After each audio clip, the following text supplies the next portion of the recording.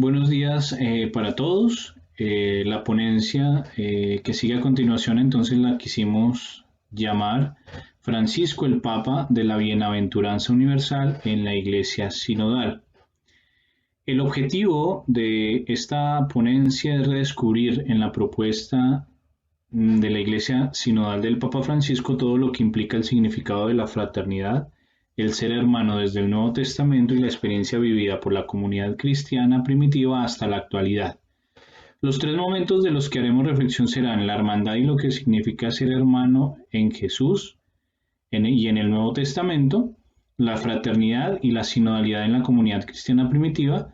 Luego describiremos cómo se percibe la fraternidad en la doctrina social de la Iglesia y en las encíclicas sociales, terminando con la sinodalidad en la Iglesia actual, su acción, los rasgos de la acción sinodal, los fundamentos teologales de la sinodalidad y cómo entran en armonía con la propuesta sinodal de Francisco. La conclusión a la que queremos llegar es que en toda la propuesta de Francisco vincula elementos de hermandad, fraternidad y sinodalidad, aspectos importantes de la comunidad cristiana primitiva, renovando las comunidades eclesiales, la labor jerárquica y la circularidad de fieles de forma cristocéntrica y con un llamado a vivir sinodalmente la Iglesia. El Nuevo Testamento define el término hermano primero desde el concepto que tiene Jesús. Para Jesús, el hermano es aquel que se refiere primero al compañero judío de religión. Segundo, llamando a sus discípulos hermanos, a ejemplo de los rabinos judíos, quienes llaman a sus discípulos hermanos. La diferencia es que la hermandad en Cristo está relacionada con la paternidad de Dios y esta es diferente a la relación maestro-discípulo. Y tercero, lo usa para darle un uso típicamente cristiano y se refiere al que está unido a él por aceptar la voluntad del Padre. Por tal razón, la nueva y más grande hermandad será para el misionero, para las comunidades que comparten la misma fe y para los más pequeños sin excepción, dejando como cimientos la pobreza y la necesidad común, es decir, que el hermano es el compañero en la fe apolítica, es decir, una persona que carece de una ideología política definida, y el compañero espiritual en Cristo. Los apóstoles, por su parte, en el caso de Pedro y Esteban, llaman a los judíos hermanos, pero también llaman así a los cristianos. Santiago llama así al compañero cristiano. San Pablo llama a los judíos hermanos y ellos lo llaman de la misma forma. Además de que en San Pablo hay una evolución en el término, porque para Pablo el hermano es el compañero cristiano de la fe y hace la advertencia en la carta a los Hebreos que Jesús no se avergüenza de llamarnos hermanos. Para Pablo todos pueden ser cristianos, pero solo es hermano el que realmente lo es porque el amor es para todos los hombres, pero el amor de fraternidad es para con el hermano cristiano, mostrando un círculo íntimo entre ellos unidos por un mismo espíritu de amor fraterno. Para Juan, el hermano es el compañero cristiano en la fe y para todos los hombres en general, sin excepción en una confraternidad mutua. En la patrística hasta el siglo III, el término es frecuente y se vive con mayor naturalidad y es por el bautismo que la persona se convierte en hermano. Ignacio de Antioquía resalta la fraternidad a los perseguidores, ejemplo de la imitación de un Cristo perseguido e inocente, por eso se debe mostrar fraternidad hacia los opresores. Tertuliano muestra dos clases de fraternidad, la de la comunidad de origen en la que están todos los hombres y la del fruto del conocimiento de Dios. Por eso la palabra hermano se usará para dirigirse entre cristianos. Cipriano la usará para los obispos y los clérigos y ya no para la antigua hermandad de creyentes. Otra utilización que se le dará será para las comunidades monásticas. Si vemos, la fraternidad tiene una imagen de perfecta unidad y no puede ignorar la necesidad del hermano porque esta necesidad no es indiferente para nadie, porque para Jesús es su opción preferencial. Ahora, la sinodalidad en la comunidad primitiva parte de la proclamación de la buena nueva y está en clave de camino, en comunión con Dios y con los hermanos, y esto implica caminar juntos como pueblo de Dios. Los hechos de los apóstoles muestran una iglesia que se pone en camino, fruto de su experiencia de encuentro con el resucitado, siempre bajo la guía del Espíritu Santo. El Concilio Apostólico de Jerusalén es un evento sinodal con una dinámica fraterna de decisiones doctrinales en comunidad y articulada por el rol específico de los que intervienen en él. San Ignacio de Antioquía describe este camino sinodal como iglesia única, fiel a la doctrina apostólica y reunida en torno a la Eucaristía. El Concilio de Nicea presentará 3 elementos claves de la sinodalidad: la armonía, la sinfonía; segundo, la actuación continua, la sinergia; y por último, el común acuerdo, la sinfrónesis. Estos elementos eran visibles o serán visibles en los siguientes concilios, especialmente en los 2 Vaticanos, y siempre serán sostenidos por la tradición. El Concilio Vaticano II desarrolla la sinodalidad activando la circularidad entre el ministerio de los pastores, la colegialidad episcopal y la participación y la corresponsabilidad de los laicos mediante la invitación a vivir una diaconía social y un diálogo propio de una cultura del encuentro, exhortándonos así a ser una iglesia en salida. La doctrina social de la Iglesia nos muestra que la fraternidad y la hermandad es un tema que nos implica a todos, pero que a lo largo de los años o ha desaparecido o se ha vuelto más coloquial, pero que no ha dejado de existir. Cuando hablamos y practicamos la fraternidad, estamos hablando de solidaridad y de caridad, compartiendo el bien común entre todos, testimoniando el ejemplo vivido en los hechos y las palabras de Cristo. A través de los pontificados desde León XIII hasta Francisco veremos cómo se nos exhorta a vivir la fraternidad de diferentes formas y en diferentes ámbitos. La Rerum Novarum, por ejemplo, cuestiona las relaciones entre gobierno, empresa, trabajador e iglesia proponiendo una organización más distributiva. La verdadera fraternidad comienza obedeciendo la ley de Cristo desde el amor de verdaderos hermanos, sin distinción y caminando juntos hacia un mismo fin, que es Dios, haciéndonos hermanos con Cristo. 40º año de Pío XI muestra la importancia que el ser humano tiene de alcanzar la felicidad en comunidad, no en soledad, desarrollando facultades para la alabanza de Dios, desempeñando una profesión o una vocación específica, logrando así la felicidad temporal y eterna.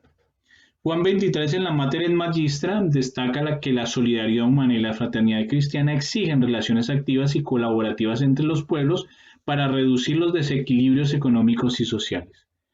Pacem in Terris alaba las iniciativas promovidas por la solidaridad humana o por la caridad cristiana que alivian los sufrimientos de las personas forzadas por el desplazamiento forzoso en países donde existe este tipo de violencia.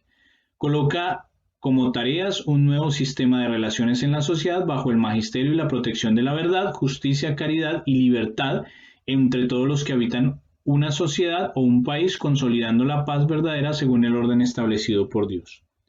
La Populorum Progressio menciona que las raíces de la fraternidad humana y sobrenatural presenta 3 aspectos: el deber de la solidaridad, de la justicia y de la caridad universal. 80ª Adveniens nos dice que el porvenir de la civilización mundial es deber de todos, especialmente de los cristianos, quienes debemos trabajar por instaurar una fraternidad universal, base indispensable de una justicia auténtica y condición de una paz duradera. Laurent Exercens recalca que los movimientos de solidaridad en el campo del trabajo no deben cerrarse al diálogo y a la colaboración con los demás. Solicitudo Reis Sociales nos dice que la solidaridad nos ayuda a ver a la otra persona, pueblo o nación, no como un instrumento cualquiera para explotar, sino como un semejante nuestro para hacerlo partícipe del banquete de la vida al que todos somos invitados igualmente por Dios. Centésimos Annus nos indica que hay que superar la mentalidad individualista con un alto compromiso de solidaridad y caridad, primero desde dentro de la familia y luego como comunidad de trabajo y de solidaridad. Deus Caritas Est de Benedicto XVI nos menciona que la caridad se halla en la verdad y es la fuerza impulsora de un auténtico desarrollo de cada persona y de toda la humanidad. El amor caritas es una fuerza extraordinaria que hace que las personas se comprometan con valentía y generosidad en el campo de la justicia y de la paz. Laudato Si del Papa Francisco nos recuerda el cuidado de la casa común, viviéndola en hermandad con la cual compartimos la existencia. Y por último, Fratelli Tutti nos invita a vivir la vida con sabor a evangelio, desde el amor que traspasa barreras geográficas y del espacio, encontrando la felicidad amando al otro, es decir, amando al prójimo. Nos damos cuenta con esto que las encíclicas nos muestran cómo la fraternidad nos lleva a ser personas solidarias, preocupadas por el bien común y el bienestar de todos los que requieran una mano hermana y fraterna, siempre encontrando la forma de ser solidarios con todas las personas que nos rodean. La sinodalidad en la iglesia actual entonces parte de que la iglesia como comunidad universal está constituida sobre la esencia de la sinodalidad. Es un método para reflexionar y confrontarse en un diálogo discernido bajo la inspiración y el acompañamiento del Espíritu Santo. Sínodo viene del griego sínodos, que quiere decir caminar juntos, es decir, hacer el camino juntos. Y ese caminar es atribuible a Dios. ¿Por qué? Porque Dios es un Dios caminante que se ha puesto en camino con la humanidad. Esto es un proceso continuo, con bautizados involucrados. Por eso el bautismo nos hace miembros activos de la Iglesia, sin importar el papel que tenemos dentro de ella. Y ella nos enseña a caminar juntos, buscando unidad, armonía, fraternidad, entendiendo que quien convoca y reúne es Cristo. La propuesta de una iglesia sinodal de Francisco pasa por un proceso de resignificación, rescate y recuperación de la esencia del Evangelio, haciendo vivo el testimonio de Jesús en su acción misionera. La sinodalidad debe transformar la iglesia, la organización, la jerarquía, las relaciones y la participación en ella. Debe lograr una escucha recíproca entre la jerarquía y el pueblo con libertad y humildad. Ahora, la acción sinodal de la iglesia trae consigo una transformación grande y significativa. Primero hay una conversión pastoral, es decir, hay una iglesia con misión, caminando juntos en comunidad con una misión compartida, siendo iglesia todos con la misma dignidad. Segundo, comparte la opción misionera y es el sueño de Francisco, el cual lo expresa muy bien en la Evangelii Gaudium, y es una opción que transforme todo, procurando que las culturas se conviertan en un cauce adecuado para la evangelización del mundo actual. Es necesario ponerse en camino, airear ideas, remar mar adentro, entendiendo siempre que la compañía de Jesús en esta tarea y en este camino de transformación es fundamental, porque será quien guíe y acompañe, siempre sin autoritarismos, escuchando y aceptando la libre expresión de cada uno. Hacer cambios sinodales es pensar en una iglesia que sea vivida como misterio diaconal, como ministerio de servicio, garantizando la libertad de todos y el testimonio de la fe común.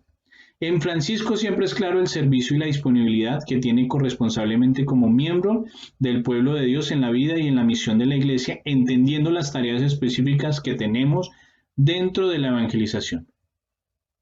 Ahora, los fundamentos teologales de la sinodalidad comienzan entendiendo que la iglesia es llamada de Trinitate Plebs Adunata, es decir, una iglesia de personas reunidas en la Trinidad, que orienta su camino en la misión hacia el Padre por medio del Hijo en el Espíritu Santo. Los fundamentos teologales los encontramos en la unidad de comunión trinitaria y los profesamos en el credo como iglesia.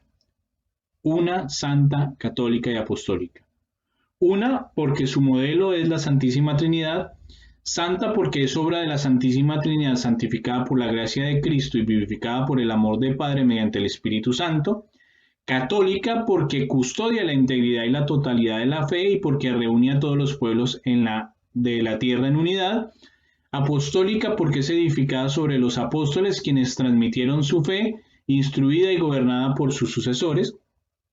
Y por último, en la Eucaristía, centro de toda la vida cristiana para la Iglesia, donde la celebración litúrgica es fuente y cumbre de este camino, con una participación plena, consciente y activa en el banquete eucarístico, profesando la fe en Cristo, nutriéndonos con su cuerpo y guiándolo en comunión sinodal, en armonía, bajo el impulso del Espíritu Santo.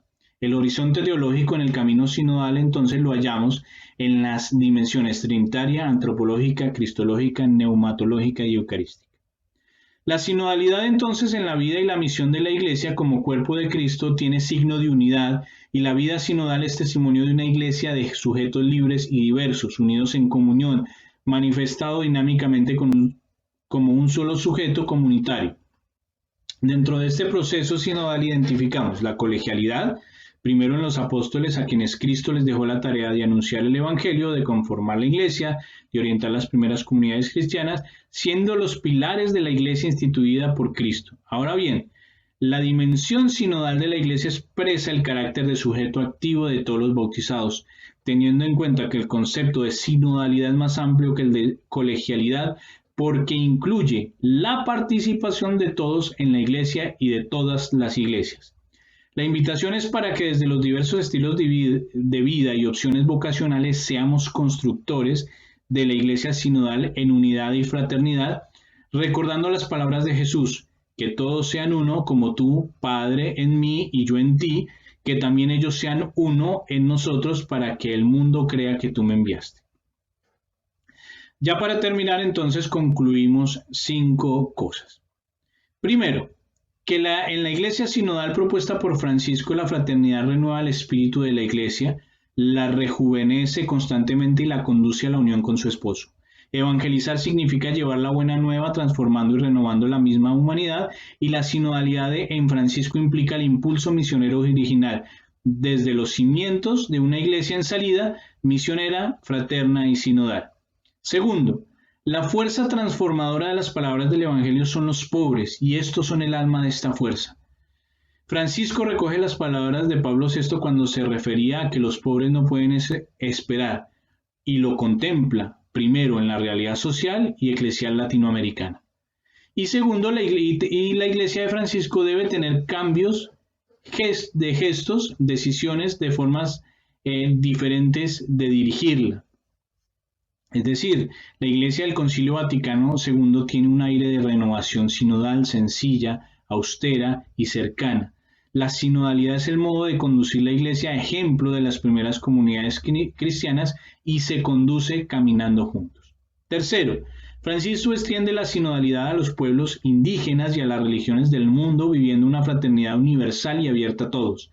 Francisco se preocupa como Jesús por el hermano, como aquel que es compañero de fe, cristiano, pobre, invitándonos a movilizar el corazón en rescate del necesitado, porque para Jesús es su opción preferencial.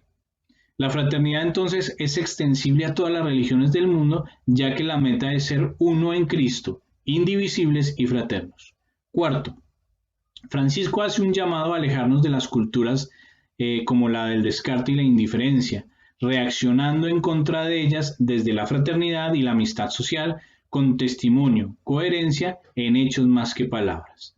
Finalmente, nos interrogamos sobre lo que tenemos que hacer para que sean saciados los bienaventurados que tienen hambre y sed de justicia.